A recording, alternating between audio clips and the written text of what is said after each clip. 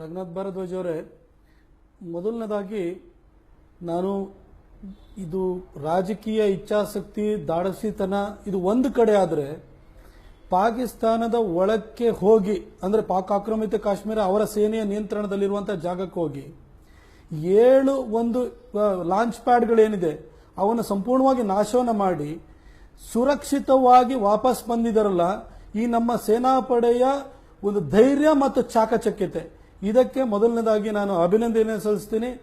ನಮ್ಮ ಜನರ ಪರವಾಗಿ ನಾನು ಧನ್ಯವಾದನ ಕೂಡ ಹೇಳ್ತೀನಿ.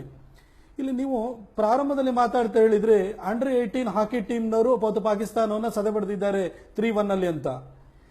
ಇನ್ನೊಂದು ಕಡೆ 2 ದಿನದ ಹಿಂದಿನ ಸ್ಟೇಟ್ಮೆಂಟ್ ನೋಡಿ, ಈಗ ಏಷ್ಯಾ ಕಪ್ ಹಾಕಿ ಬರ್ತಾ ಇದೆ, ಅದಕ್ಕೆ ಈ ಕ್ಯಾಪ್ಟನ್ ಇರುವಂತದ್ದು ಶ್ರೀಜೇಶ್ ಅಂತ ನಮ್ಮ ಗೋಲ್ ಕೀಪರ್ ಕೂಡ ಆಗಿದ್ದಾರೆ. ಶ್ರೀಜೇಶ್ ಅಂತ ಹೇಳಿದ್ರು, ಪಾಕಿಸ್ತಾನವನ್ನ ನಾವು ಮುಂದಿನ ಪಂದ್ಯದಲ್ಲಿ ಮಟ್ಟ ಹಾಕುವ ಮುಖಾಂತರ ನಮ್ಮ ಏನು 18 ಜನ ಸೈನಿಕರಿದ್ದಾರೆ ಅವರ ಸಾವಿಗೆ ನಾವು ಸೇಡನ್ನು ತಗೊಳ್ತೀವಿ ಅಂದ್ರು. ಅಂದ್ರೆ ಇದು ಪ್ರತಿಯೊಬ್ಬ ಭಾರತೀಯನ ಮನಸ್ಥಿತಿ ಕೂಡ ಇದೇ ರೀತಿ ಆಗಿದೆ. ಆದ್ರೆ ಒಂದು ಕಡೆ ಏನಂತಂದ್ರೆ, ಸಾಮಾನ್ಯವಾಗಿ ಈ ರೀತಿಯ ಘಟನೆಗಳು ನಡೆದಾಗ ನಮ್ಮ ರಾಜಕೀಯ ವರ್ಗ ಇದು ನಮ್ಮ ಪಾಕಿಸ್ತಾನಕ್ಕೆ ಯಾವತ್ತೂ ಕೂಡ ಕಟುವಾದ ಎಚ್ಚರಿಕೆಯನ್ನು ಕೊಟ್ಟರು. ಅಂದ್ರೆ ಹಿಂದಿನಲ್ಲಿ ಕಡಿ ನಿಂದಾ ಕರ್ತೆ ಅಂತ ಹೇಳ್ತಾರಲ್ಲ, ಹಾಗೆ ನಿಂದನೆ ಮಾಡುವಂತರು ಅಂದ್ರೆ ಖಂಡಿಸ್ತಾ ಇದ್ರು. ಇನ್ನೊಂದು ಕಡೆ ಹೇಳಿದ್ರು ನಾವು ತಕ್ಕ ಉತ್ತರ ಕೊಡ್ತೀವಿ ಅಂತ ಹೇಳಿದ್ರು. ಇಲ್ಲ, ಕಾಶ್ಮೀರ ಭಾರತದ ಅವಿಭಾಜ್ಯ ಅಂಗ ಅಂತ ಹೇಳಿ ಸಾರಿ ಅದೇ ಹಳಸಲು ಮಾತುಗಳನ್ನು ಆಡ್ತಾ ಹೋಗರು.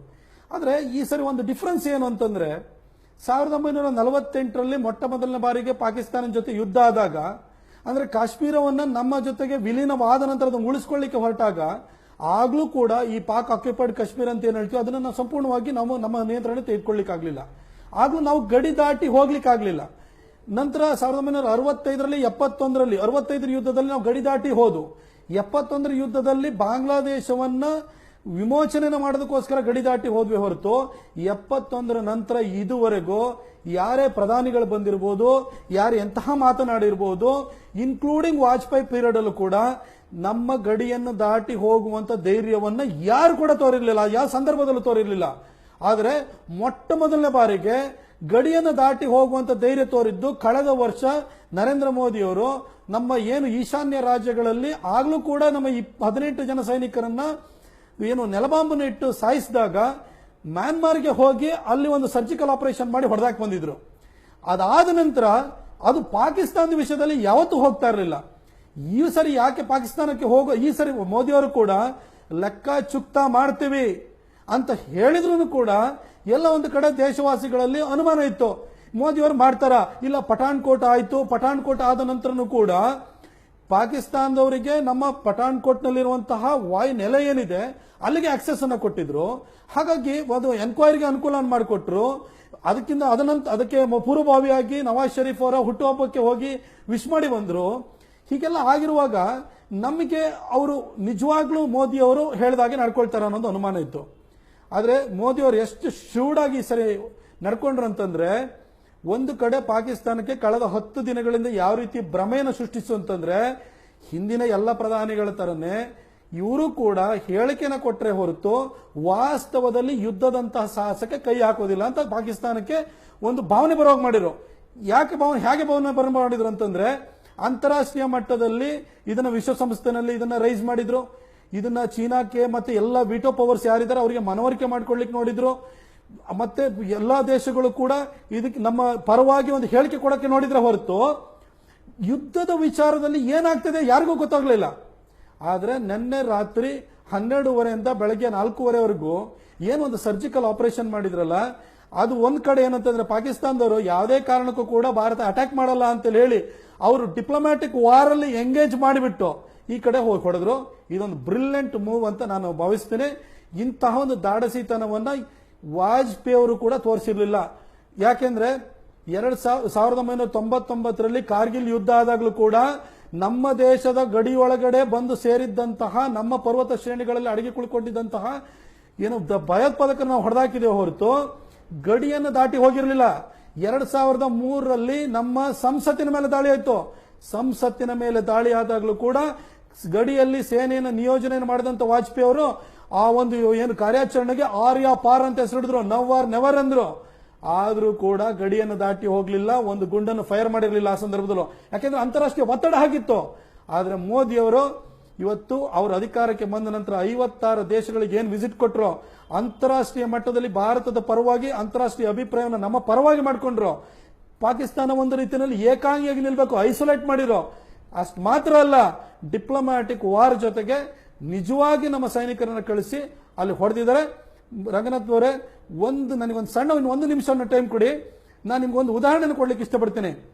2014 ಫೆಬ್ರವರಿನಲ್ಲಿ ನಮ್ಮ ಮನಮೋಹನ್ ಸಿಂಗ್ ಅವರು ಅರುಣಾಚಲ್ ಪ್ರದೇಶಕ್ಕೆ ಹೋಗಿದ್ರು.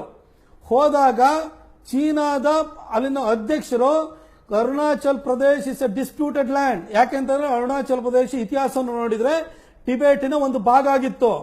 ಹಾಗಾಗಿ ಟಿಬೇಟ್ ನಮ್ಮ ನಿಯಂತ್ರಣದಲ್ಲಿರೋದ್ರಿಂದ ಟಿಬೇಟ್ಗೆ ಅರುಣಾಚಲ ಪ್ರದೇಶ ಸೇರ್ಬೇಕು ಅಂದ್ರು. ಅಲ್ಲಿಗೆ ಕಾಲಿಡಬೇಡಿ, ಡೋಂಟ್ ಸೆಟ್ ಫುಟ್ ಇನ್ ಅರುಣಾಚಲ್ ಪ್ರದೇಶ್ ಅಂತಂದ್ರು. ಆಗ ಮನಮೋಹನ್ ಸಿಂಗ್ ಅವರು ಮಾತಾಡದಲ್ಲಿ ವಾಪಸ್ ಬಂದಿದ್ರು. ಅದ್ರ ಜೊತೆಗೆ ಅದೇ ಸಂದರ್ಭದಲ್ಲಿ ನಮ್ಮ ಜಮ್ಮು ಕಾಶ್ಮೀರದ ಲದ್ದಾಖ್ನ ಚೂಮರ್ ಅನ್ನೋ ಜಾಗದಲ್ಲಿ 19 ಕಿಲೋಮೀಟರ್ ನಮ್ಮ ಗಡಿಯೊಳಕ್ಕೆ ಬಂದು ಒಂದು ಬ್ಯಾನರ್ ಹಿಡಿದು ಹೇಳಿದ್ರು, this land belongs to red army ಅಂತೇಳಿ ಬ್ಯಾನರ್ ಇಟ್ಕೊಂಡು ಚೀನಿ ಆರ್ಮಿ ನಿಂತಿತ್ತು. 17 ದಿನಗಳ ಕಾಲ ಅಲ್ಲೇ ಇದ್ರು. ಯಾಕಿದ್ರು ಅಂದ್ರೆ ಚೂಮರ್ನಲ್ಲಿ UPA ಸರ್ಕಾರ ಇರುವಂತಹ ಸಂದರ್ಭದಲ್ಲಿ ಒಂದು ಆರ್ಮಿ ಪೋಸ್ಟ್ ನ ಕ್ರಿಯೇಟ್ ಮಾಡಿದ್ರು. ಆ ಪೋಸ್ಟ್ ನ ಡಿಸ್ಮ್ಯಾಂಟಲ್ ಮಾಡಿ ಅಂತ ಚೀನಾದವರು ಹೇಳಿದ್ರು, ಇದು ಡಿಸ್ಪ್ಯೂಟೆಡ್ ಲ್ಯಾಂಡ್, ಡಿಸ್ಮ್ಯಾಂಟಲ್ ಮಾಡಿ ಅಂತಂದ್ರು. ಅವಾಗ ಸರ್ಕಾರ ಮಾಡಲಿಲ್ಲ. ಹಾಗಾಗಿ 19 ಕಿಲೋಮೀಟರ್ ಒಳಗಡೆ ಬಂದು 17 ದಿನಗಳ ಕಾಲ ಇದ್ರು. ಆಗ ಮನಮೋಹನ್ ಸಿಂಗ್ ಅವರು ಹೋಗ್ತೀರಾ ದಬ್ಬೇಕು ಅನ್ನೋ ಮಾತು ಕೇಳಲಿಲ್ಲ. ಅವರು ಚುನಾವಣೆ ಬರ್ತಾ ಇದೆ, ದಯವಿಟ್ಟು ಹೋಗಿ ಅಂತ ಸಂಧಾನಕ್ಕೆ ಹೋದ್ರು. ಸಂಧಾನಕ್ಕೆ ಹೋಗಿ ಆನಂತರ ಚೀನಾದವರು ಹೋದ್ರು. ಅದ್ರ ನಂತರ 2014 ಮೇನಲ್ಲಿ ನಮ್ಮ ಸರ್ಕಾರ ಬಂತು. 2014 ಸೆಪ್ಟೆಂಬರ್ನಲ್ಲಿ ಮೋದಿ ಅವರು ಮತ್ತೆ ಚೂಮರ್ನಲ್ಲಿ ಆರ್ಮಿ ಪೋಸ್ಟ್ ನ ಕ್ರಿಯೇಟ್ ಮಾಡಿರೋ. ಆ ಕ್ರಿಯೇಟ್ ಮಾಡಿದಂತ ಸಂದರ್ಭದಲ್ಲಿ ಏಕಾಏಕಿ 2014 ಸೆಪ್ಟೆಂಬರ್ನಲ್ಲಿ ಚೀನಾ ಸೇನೆ ಮತ್ತೆ ಒಳಗಡೆ ಬಂತು. ಆಗ ಮೋದಿ ಅವರು ಚೀನಾದವರಿಗೆ ಸಂಧಾನಕ್ಕೆ ಹೋಗ್ಲಿಲ್ಲ. ಅವ್ರೇನ್ ಮಾಡಿದ್ರು, ಇಮಿಡಿಯೇಟ್ ಆಗಿ ನಮ್ಮ ಸೇನೆಯನ್ನು ಡಿಸ್ಪ್ಯಾಚ್ ಮಾಡಿದ್ರು. ಒಂದು ತುಕಡಿನ ಡಿಸ್ಪ್ಯಾಚ್ ಮಾಡಿ ಐಬಾಲ್ ಟು ಐಬಾಲ್ ಅಂತ ಹೇಳ್ತೀವಲ್ಲ, ಕಣ್ಣಿಗೆ ಕಣ್ಣಿಟ್ಟು ದೃಷ್ಟಿಗೆ ದೃಷ್ಟಿಯನ್ನಿಟ್ಟು ಅಡ್ಡವಾಗಿ ನಿಂತ್ಕೊಂಡ್ರು. ಒಂದು ಹೆಜ್ಜೆ ಮುಂದಕ್ಕೆ ಹೋಗ್ಬಿಡ್ಲಿಲ್ಲ. ಸಾಮಾನ್ಯವಾಗಿ ಇಂತಹ ಒಂದು ಉದ್ವಿಗ್ನ ವಾತಾವರಣ ನಿರ್ಮಾಣ ಆದಾಗ ಯಾರು ಫಸ್ಟ್ ಬ್ಲಿಂಕ್ ಮಾಡ್ತಾರೋ, ಯಾರು ಅಂಜುತ್ತಾರೋ, ಅಳುತ್ತಾರೋ ಅವರು ಫ್ಲಾಗ್ ಮೀಟಿಂಗ್ ಅಂತ ಕರೀತಾರೆ. ಅಂದ್ರೆ ಸಂಧಾನ ಮಾಡ್ಕೊಳ್ಳೋಣ, ಯಾಕೆ ಇದು ಸಂಘರ್ಷ ಯಾಕೆ ಅಂತ. ಸ್ವತಂತ್ರ ಭಾರತದ ಇತಿಹಾಸದಲ್ಲಿ 2014 ಸೆಪ್ಟೆಂಬರ್ ವರೆಗೂ ಪ್ರತಿ ಸಾರಿಗೂ ಫ್ಲಾಗ್ ಮೀಟಿಂಗ್ ಅನ್ನು ಕರೆದಿದ್ದು ಚೀನಾ ಅಲ್ಲ, ಭಾರತ ಕರೆದಿತ್ತು. For the first time Modi ಅವರು ಬಂದ ನಂತರ ಫ್ಲಾಗ್ ಮೀಟಿಂಗ್ 2014 ಸೆಪ್ಟೆಂಬರ್ ನಲ್ಲಿ ಕರೆದಿದ್ದು ಚೀನಾ. ಯಾಕೆ ಅಂತಂದ್ರೆ, ನೀವು ಹಿಂದೂಸ್ತಾನ್ ಟೈಮ್ಸ್ ಅಂತ ಒಂದು ಪತ್ರಿಕೆ ಇದೆ, ನೀವೊಂದು ಟ್ರೆಡಿಷನಲ್ ಆಗಿ ಕಾಂಗ್ರೆಸ್ ಸಪೋರ್ಟಿಂಗ್ ಇದು.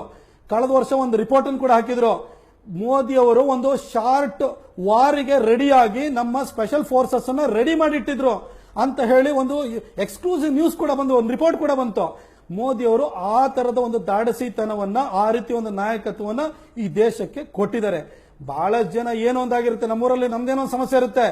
ಯಾರೋ ಒಬ್ಬ ಕಪಿಲ್ ಶರ್ಮಾ ಅಂತ ಹೇಳಿ ಆತ ಏನೋ ಒಂದು ಮುಂಬೈ ಮೆಟ್ರೋ ಇದು ಬೃಹನ್ ಮುಂಬೈ ಕಾರ್ಪೊರೇಷನ್ ಅಲ್ಲಿ ತಂದೇನೋ ಒಂದು ಕೆಲಸ ಆಗ್ಲಿಲ್ಲ ಅಂತಂದ್ರೆ ಅಚ್ಚೇ ದಿನ ಎಲ್ಲಿ ಅಂತ ಕೇಳುವಂತ ಈ ರೀತಿಯ ಕ್ಷುಲ್ಲಕ ಮನಸ್ಥಿತಿಗಳಿದೆ. ಆದ್ರೆ ಇವತ್ತು ಮೋದಿ ಏನು ಅನ್ನೋದು ಸಾಬೀತಾಗಿದೆ. ಇದು ಇವತ್ತು ಜನರ ಮುಂದೆ ಇದೆ. ನಮ್ಗಿವತ್ತು ಇವರು ನಮ್ಮ ಪ್ರಧಾನಿ ನಮ್ಮನ್ನ ರಕ್ಷಣೆನ ಮಾಡ್ತಾರೆ ಅಂತ ಹೇಳಿ ಇವತ್ತು ನಾವು ಹೆಮ್ಮೆಯಿಂದ ಎದೆ ತಟ್ಟಿ ಅಥವಾ ಎದೆಯುಪ್ಪಿಸಿ ನಡೆಯುವಂತಹ ಒಂದು ಪರಿಸ್ಥಿತಿ ಇವತ್ತು ನಿರ್ಮಾಣ ಆಗಿದೆ ಮೋದಿಯವರ ನಾಯಕತ್ವದಿಂದ.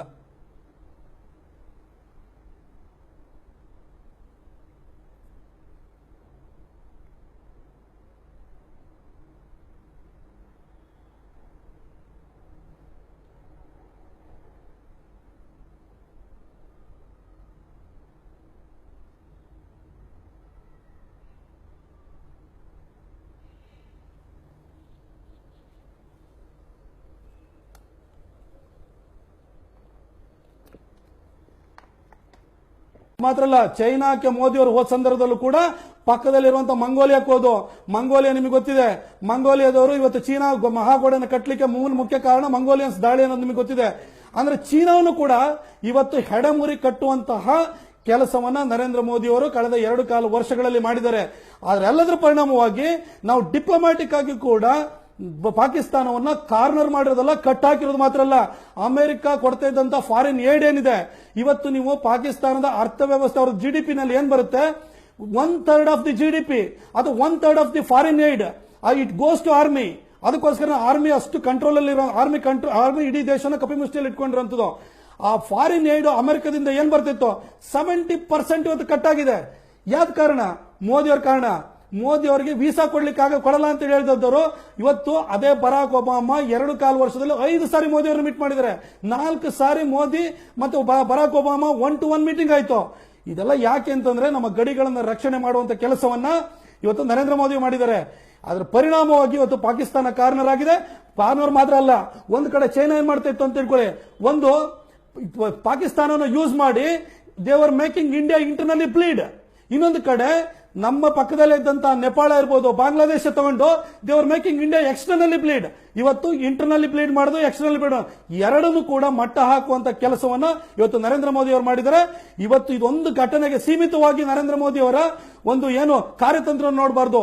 ಒಟ್ಟಾರೆ 2.25 ವರ್ಷಗಳಲ್ಲಿ ಅವ್ರು ಮಾಡಿದಂತಹ ಪ್ರಯತ್ನ, ಅದರ ಫಲ ಇವತ್ತು ನಮ್ಮಲ್ಲಿ ಕಾಣಿಸ್ತಿದೆ. ಮೋರವರ್ ತಮ್ಮ ಜೀವವನ್ನ ಇವತ್ತು ಒತ್ತೆ ಇಟ್ಟು ಹೋಗಿ ದಾಳಿ ಮಾಡಿ ಬಂದಿದ್ದಾರಲ್ಲ, ಅಂತಹ ಸೈನಿಕರೇ ಹ್ಯಾಟ್ಸ್ ಆಫ್.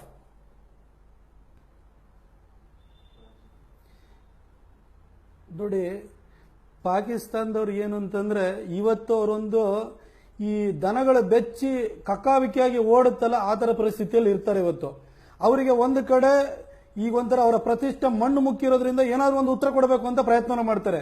ಆದ್ರೆ ಮೋದಿಜಿಯವರು ಎಲ್ಲದಕ್ಕೂ ಪ್ರಿಪೇರ್ ಆಗಿ ಇವತ್ತು ಗಡಿಲಲ್ಲಿ ಒಂದು 20 ಕಿಲೋಮೀಟರ್ ವರೆಗೂ ಇವತ್ತು ಇವ್ಯಾಕ್ಯುಯೇಟ್ ಮಾಡ್ತಾ ಇದಾರೆ ಅಂತಂದ್ರೆ, in case of A full scale war ಅಂತಂದ್ರೂ ಕೂಡ ಅದಕ್ಕೆ ರೆಡಿ ಇದೀವಿ ನಾವು ಅನ್ನೋ ಒಂದು ಸಂದೇಶವನ್ನು ಕೊಡ್ತಾ ಇದ್ದಾರೆ. ಇನ್ನೊಂದು ನೀವು ಗಮನಿಸಬೇಕಾದ ಅಂಶ ಅಂತಂದ್ರೆ, ಕಾಶ್ಮೀರದ ವಿಷಯ ಬಂದಾಗ್ಲೆಲ್ಲ ಏನ್ ಆರ್ಗನೈಸೇಷನ್ ಆಫ್ ಇಸ್ಲಾಮಿಕ್ ಕಾನ್ಫರೆನ್ಸ್ ಅಂತ OIC ಅಂತ ಇದೆ, 52 ಇಸ್ಲಾಮಿಕ್ ಕಂಟ್ರೀಸ್ ಇದೆ. ಪ್ರತಿ ಸರಿನೂ ಕೂಡ ಪಾಕಿಸ್ತಾನ ಪರ ನಿಲ್ಲರು. ಆದ್ರೆ ಈ ಸರಿ ಸರ್ಪ್ರೈಸಿಂಗ್ ಅಂತಂದ್ರೆ ಸೌದಿ ಅರೇಬಿಯಾ ಕೂಡ ಇವತ್ತವರೆಗೂ ಭಾರತದ ವಿರುದ್ಧ ಹೇಳಿಕೆ ಕೊಡ್ತಾ ಇಲ್ಲ. ಸೌದಿ ಅರೇಬಿಯಾಕ್ಕೆ ಮೋದಿ ಅವರು ಹೋದಾಗ ಆ ದೇಶ ಎಂತದ್ದು ಅಂತಂದ್ರೆ, ನಿಮಗೆ ಮಹಿಳೆಯರಿಗೆ ಮತದಾನದ ಹಕ್ಕನ್ನು ಇತ್ತೀಚೆಗೆ ಕೊಟ್ಟಿದ್ದು, ಇವತ್ತಿಗೂ ಡ್ರೈವಿಂಗ್ ಲೈಸೆನ್ಸ್ ಕೊಡಲ್ಲ ಅಲ್ಲಿ. ಅಂತ ರಾಷ್ಟ್ರದಲ್ಲಿ L&T ಕಂಪನಿನಲ್ಲಿ ಏನೋದೊಂದು ಯೂನಿಟ್ ಇತ್ತು, ಮಹಿಳೆಯರ ಜೊತೆ ಪುರುಷರು ಮಾತುಕತೆ ಸಂವಾದನೆ ನಡೆಸೋಂಗಿಲ್ಲ. ಅಲ್ಲಿ ಮೋದಿ ಅವರಿಗೆ ಅವಕಾಶವನ್ನು ಮಾಡಿಕೊಟ್ಟಿದ್ರು, ಸೆಲ್ಫಿ ತೆಗೆಸ್ಕೊಂಡ್ರು. ಇದು ಯಾಕೆ ಹೇಳ್ತಾ ಇದ್ದೀನಿ ಅಂತಂದ್ರೆ, ಇವತ್ತು ಸೌದಿ ಅರೇಬಿಯಾ ಕೂಡ ಭಾರತದ ಜೊತೆ ಇದೆ. ಸೌದಿ ಅರೇಬಿಯಾ ಯಾಕೆ ಭಾರತದ ಬಹಳ ಇಂಪಾರ್ಟೆಂಟ್ ಏನಂದ್ರೆ, ಸೌದಿ ಅರೇಬಿಯಾ ಪಾಕಿಸ್ತಾನ ಎರಡು ಕೂಡ ಸುನಿ ಕಂಟ್ರೀಸ್. ಇನ್ನೊಂದು ಕಡೆ ಶಿಯಾ ಕಂಟ್ರಿ ಇರೋದು ಇರಾನ್ ನಲ್ಲಿ ಚಹಬಾರ್ ಅಂತ ಹೇಳಿ ಬಂದರನ್ನ ನವೀಕರಣ ಮಾಡಲಿಕ್ಕೆ ಅಂತೇಳಿ ಭಾರತ ಹೋಗಿ ಅವ್ರ ಜೊತೆ ಒಳ್ಳೆ ಸಂಬಂಧ ಸ್ಥಾಪನೆ ಮಾಡಿದೆ. ಈ ಇರಾನ್ ಮತ್ತೆ ಸೌದಿ ಅರೇಬಿಯಾಕ್ಕಾಗಲ್ಲ. ಸೌದಿ ಅರೇಬಿಯಾ ಪಾಕಿಸ್ತಾನದನ್ನು ಇಟ್ಕೊಂಡು ನ್ಯೂಕ್ಲಿಯರ್ ಬಾಂಬ್ ಇವ್ರ ಹತ್ರ ಇದೆಯಲ್ಲ, ಈ ಒಂದು ಬಾನ್ಹೋಮಿ ಇತ್ತು. ಈಗ ಪಾಕಿಸ್ತಾನದ ಮಿತ್ರತ್ವವನ್ನ ಸೌದಿ ಅರೇಬಿಯಾದಿಂದಲೂ ಕೂಡ ಕಡಿಯುವಂತ ಕೆಲಸವನ್ನ ಮೋದಿಯವರು ಮಾಡಿ ಇಸ್ಲಾಮಿಕ್ ರಾಷ್ಟ್ರಗಳ ಒಳಗಡೆನೆ ಕೂಡ ಇವತ್ತು ಪಾಕಿಸ್ತಾನ ಐಸೋಲೇಟ್ ಮಾಡ್ತಾ ಇದ್ದಾರೆ. ಹಾಗಾಗಿ ಇವ್ರ ಪರವಾಗಿ ಯಾರು ಇರಲ್ಲ. ಜೊತೆಗೆ ಬಾಂಗ್ಲಾದೇಶ, ನೀವು ಅಫ್ಘಾನಿಸ್ತಾನದಲ್ಲಿ ನೋಡಿ, ಅಫ್ಘಾನಿಸ್ತಾನದಲ್ಲಿ ನೀವು ಅಲ್ಲಿ ಹೋದಾಗ ಸಲ್ಮಾ ಡ್ಯಾಮ್ ನೀವು ನೋಡಿರ್ಬೋದು, ಮೋದಿ ಅವರು ಇನಾಗ್ರೇಟ್ ಮಾಡಿದ್ರು. ಅಲ್ಲಿ ಇಷ್ಟೆಲ್ಲ ಏನು ಫಂಡಿಂಗ್ ಮಾಡ್ತಾ ಇದ್ದಾರೆ, ಅಲ್ಲಿನ ಸಂಸತ್ತನ್ನು ಯಾಕೆ ಕಟ್ತಾ ಇದ್ದಾರೆ ಅಂತಂದ್ರೆ, ಒಂದು ವೇಳೆ ಇಂಡಿಯಾ ಪಾಕಿಸ್ತಾನ ಮಧ್ಯದಲ್ಲಿ ಯುದ್ಧದ ಪ್ರಸಂಗ ಬಂತು ಅಂತಂದ್ರೆ ಅಫ್ಘಾನಿಸ್ತಾನದಲ್ಲೂ ಅವ್ರ ಮೇಲೆ ಬೀಳ್ತಾರೆ.